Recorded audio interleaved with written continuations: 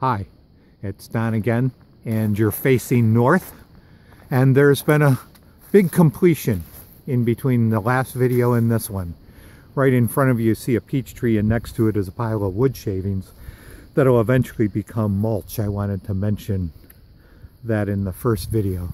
But as I come around and face south, you will see that in front of the pond that I described, which is going to be in this area, we have, in front is the pond, and behind now are 5 swales.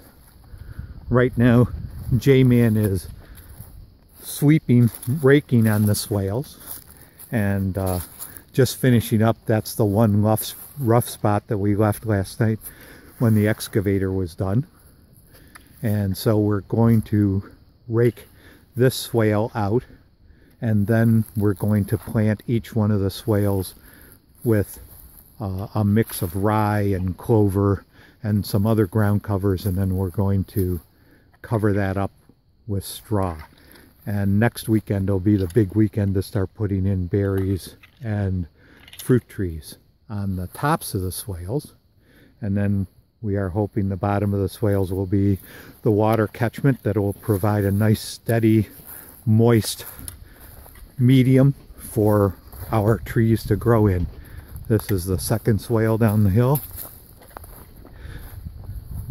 This one now is the third swale down the hill.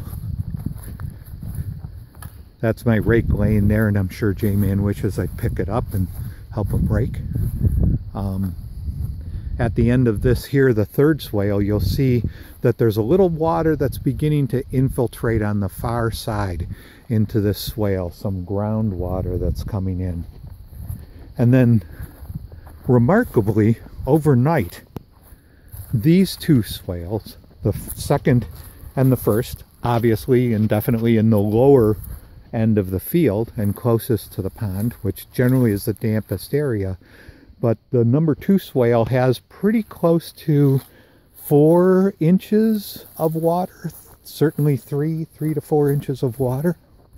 And swale number 1, just below it, also has a very similar amount of water, maybe slightly less. And we're extremely happy when we look at this, because it shows that in both swales we've received relatively uniform coverage of water. And one of the goals of the swales is to provide an even flow throughout the entire swale.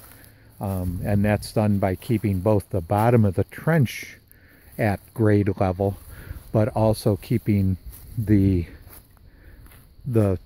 contour of the swale also following the upper surface at an even contour, so that what water comes in disperses evenly. Looking again, this is the second swale. So I'm going to end this video and go rake.